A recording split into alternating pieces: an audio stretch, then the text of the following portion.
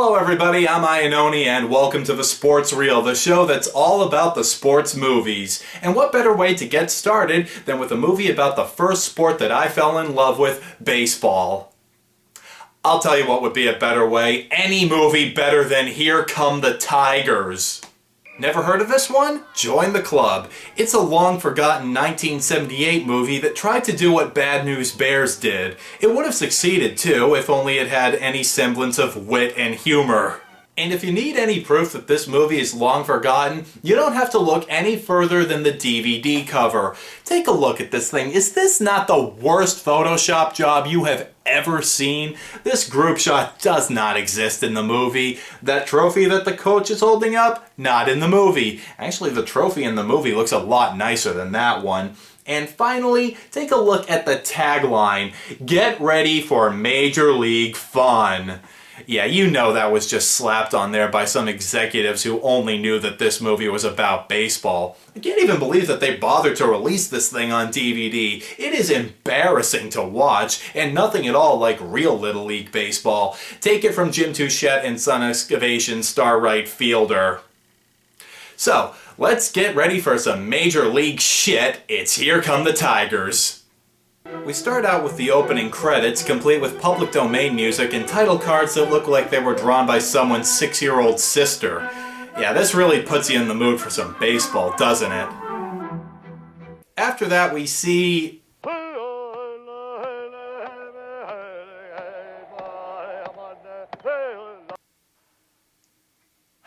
Great, it's only my first episode and I already have to write an apology letter to an entire race of people.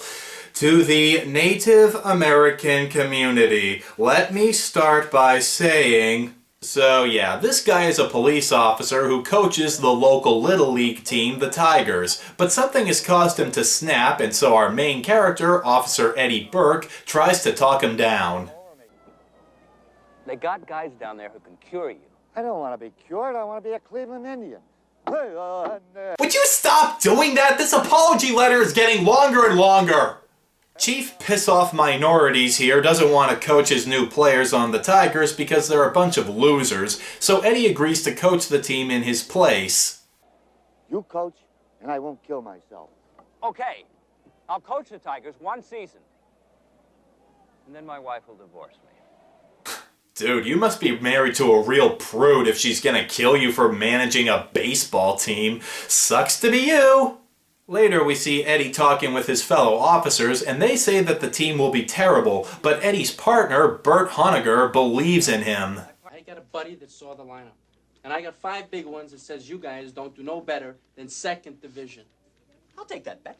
You're on. Bert, no. It's only $5. Wait. 5 big ones is $500. I'm willing to cancel it, Bert. Oh, no. Bert Honegger is a man of honor. I'm so honorable, I'm going to bet money on the team that I'm the assistant coach for. Oh wait, that doesn't make you honorable, that just makes you Pete Rose. Yes, Bert decides to help increase the team's chances by being the assistant coach. So you mean we can expect to see more of this twerp? I can hardly contain my excitement. Eddie arrives for his first practice with the team and we get to meet the kids. Are we gonna have tryouts for all the positions? That's the only fair way. That way nobody's gonna get screwed. You'll get screwed, you little flea. Cram it, dog! Hey, hold it!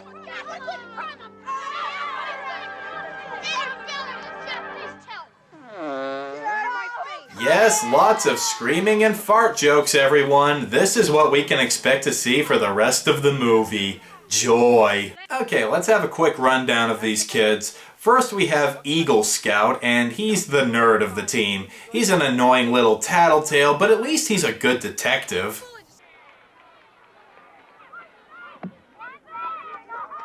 Hey, Mr. America, where do you think you're going? Ball hit me! The heck it did! Eagle Scout Terwilliger, observe please the game ball. There is plainly a streak of kiwi black polish on the ball, thus proving it did strike him on the foot.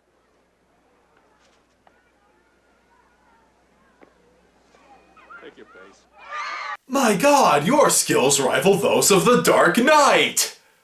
Next we have Fritz Curtis, aka the Bionic Mouth. And as the name implies, this little shit never shuts the fuck up. Ralphie, let's go, Ralphie, baby. Hump Chuck, this is the way to stay in there, Ralphie. Direct one. Hump Chuck, Ralphie, that's the way, Ralphie. Let's go. Stay in there, Ralphie. Direct two. Ralphie can't hit worse shit. Hump Chuck, Ralphie, let's go, Ralphie. Come on, Ralphie, baby. Mom, Yeah? do you ever stop talking? I don't think I can. Be nice if you tried.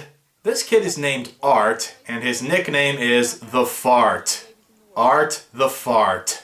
Yes, that's his gimmick. He farts. A lot. And they make him into the catcher. The kid with bad flatulence is constantly in the squatting position. That's the level of thinking that went into this movie. This is Ralphie, and his job on the team is, to be the black kid. No, seriously, that's the only reason he's in this movie, is so they could have a black kid. Other than that, he does nothing. He never even says anything funny. Which, come to think of it, makes him no different than anybody else in this movie. Here we have Patty O'Malley. Now, here's the thing about Patty. She plays third base, and every time there's a guy on third base, Patty hits on him. And here's the embarrassing thing. The entire time I thought Patty was supposed to be gay.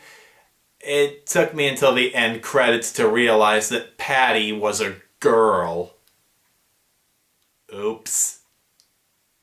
And speaking of girls, this is Sharon. She's definitely worth mentioning because she starts out as a player on the team, but then later, with absolutely no explanation, she becomes the team's cheerleader.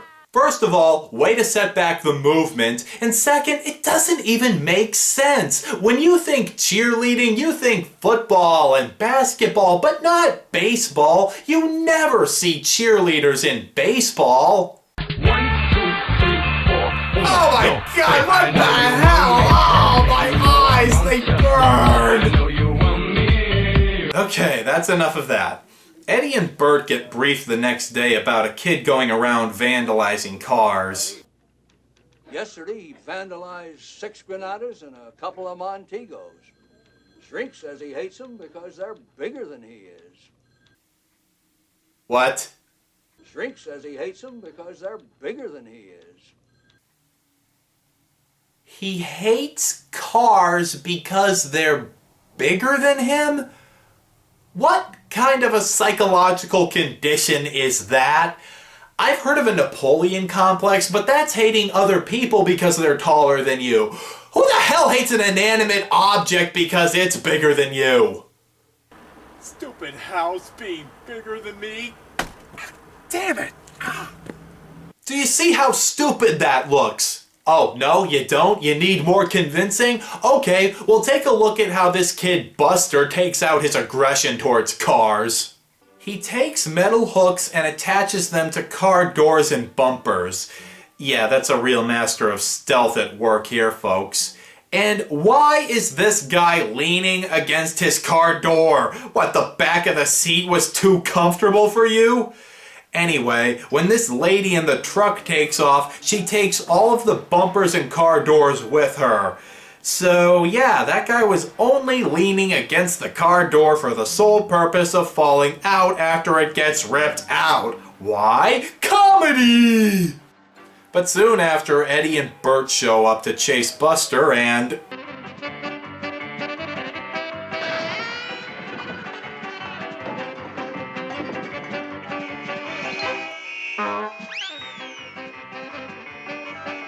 Ugh, dear God, this movie can't decide if it's a wacky family comedy or a raunchy comedy for young teens. Oh, and I know what you're thinking, but I'm not gonna do it.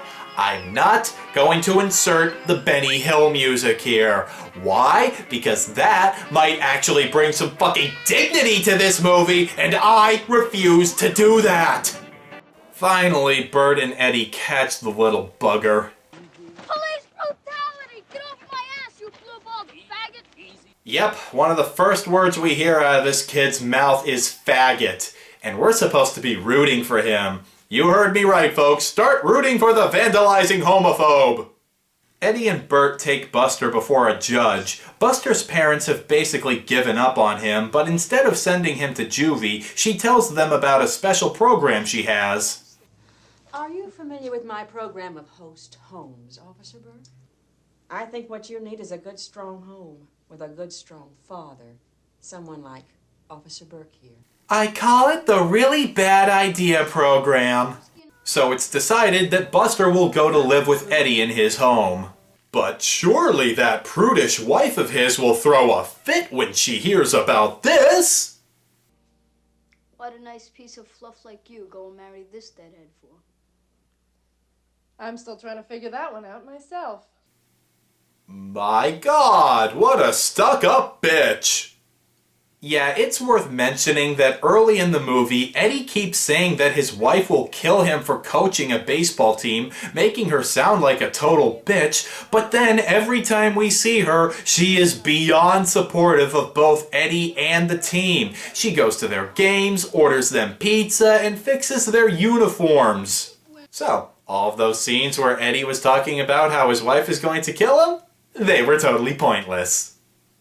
It's time for the Tigers' first game, but their pitcher is wild, and his pitch knocks the umpire out cold.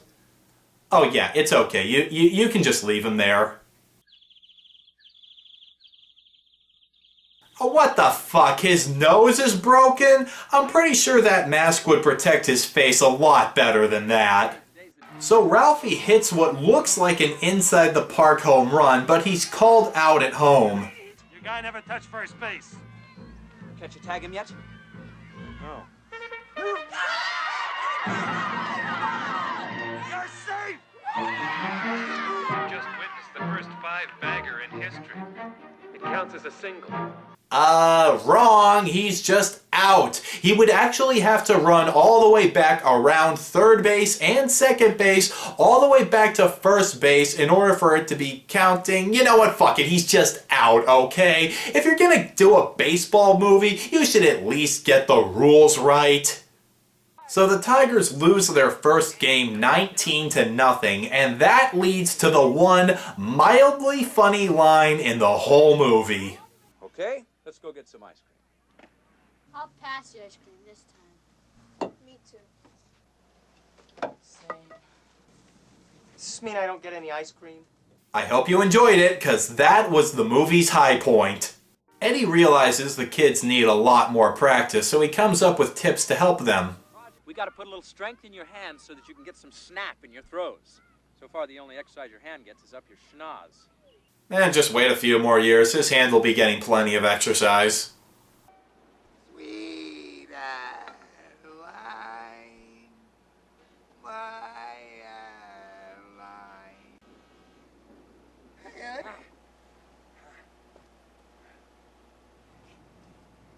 Okay, so there's this guy, and he somehow has a tip for Eddie about a kid in town who's a really good hitter, but isn't with a team yet. Eddie and Bert go to visit the kid.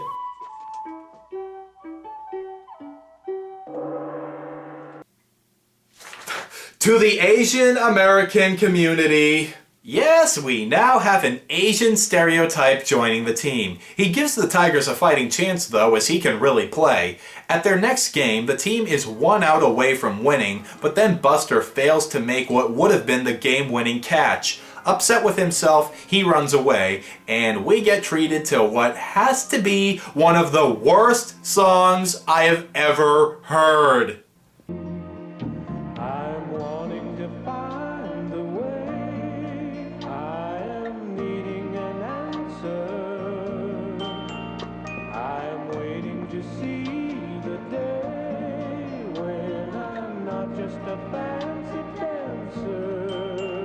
What? I'm waiting to see the day when I'm not just a fancy dancer. Fancy dancer? What the fuck does that have to do with baseball? Could there be a more inappropriate time to use this song? I'm waiting to see the day when I'm not just a fancy dancer. Sorry I asked. Like my old man, my real one. Every time I tried to do anything, he'd hit me. Maybe he'd been hurt once. He probably still does hurt inside. Ah, yes, the strained father-son relationship. It's a delicate matter that has to be handled with dignity and respect. It has to be, oh, the fuck am I kidding? They never bring it up again after that one scene. So what are we gonna do about my hitting? I don't know. Miracles. Are they gonna take some time? Or you could practice. You know, hitting a baseball is all about repetition, so the more you do it, the better you'll get at it.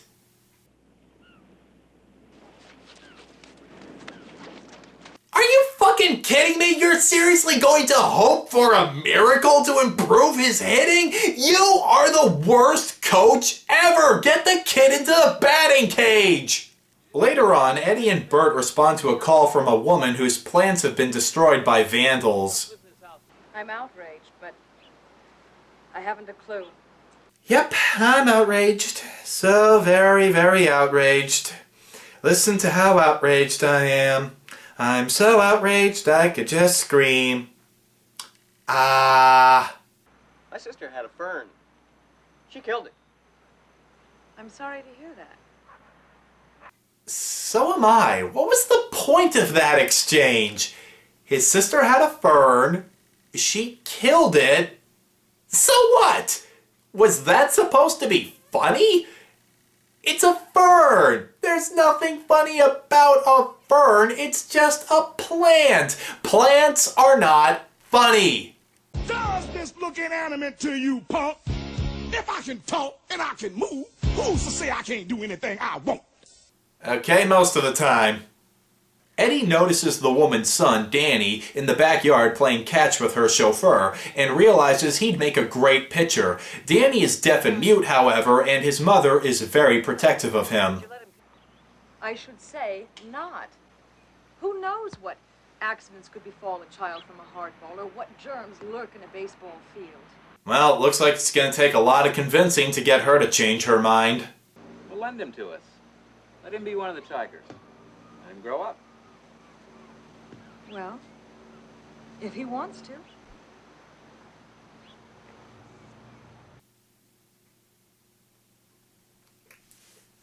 Pointless! So with the additions of Danny and Sid, the Asian kid, the Tigers get better and suddenly they win the division and are ready to play in the championship game against the Panthers. They celebrate by going out to eat.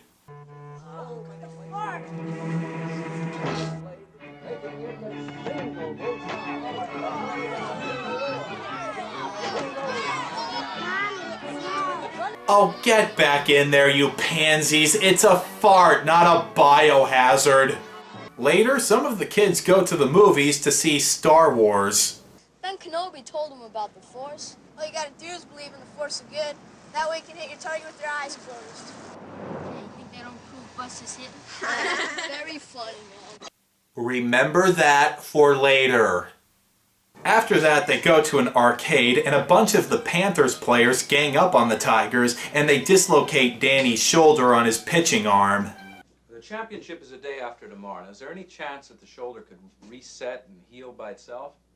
What the hell? You're talking about the game? There shouldn't be a game at this point. The Panthers players assaulted and injured one of your players. They should be disqualified. No, fuck that. They should be arrested. Call the police. Oh, wait a minute. You don't have to. You are the police. But of course, they play the game, putting their old pitcher in for the start of the game, while Bert is sent to retrieve this doctor from the airport who can reset Danny's shoulder. After Bert basically kidnaps this poor guy, he brings him to the field to fix Danny's arm. Is this even possible? Well, it's not the dumbest part, believe it or not. At the end of the game, the Tigers are down by 1 run and have the bases loaded with 2 outs. It comes down to Buster, who is still struggling with his hitting.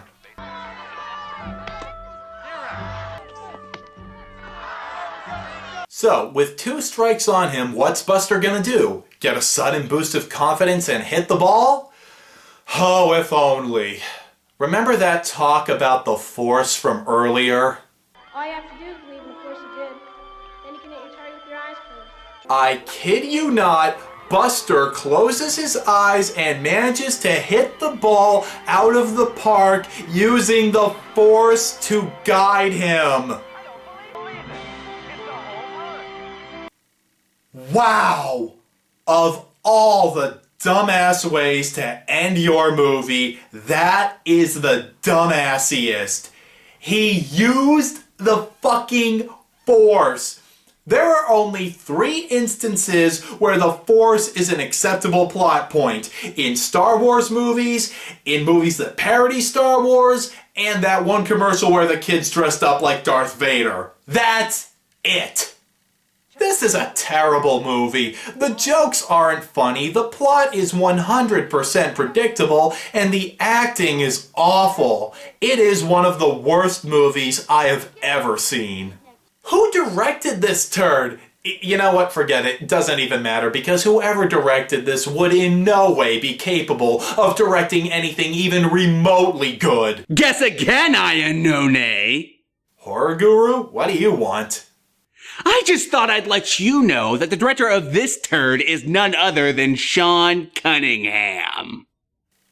Who? The director of the very first Friday the 13th movie? Really? Yes, really! And you've never even heard of him? And you call yourself a movie critic? Oh, Jesus!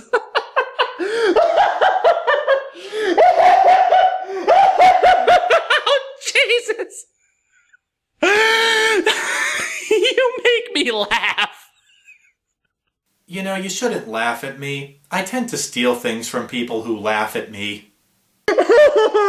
All right, I am so worried. Hey! Where's my Metallica wall scroll? Yeah, this'll look nice in my bedroom. I'm Iannone, and those are the highlights. Come back with that right now! I'm waiting to see the day when I'm not just a fancy dancer. Is there no place I can go? What is it?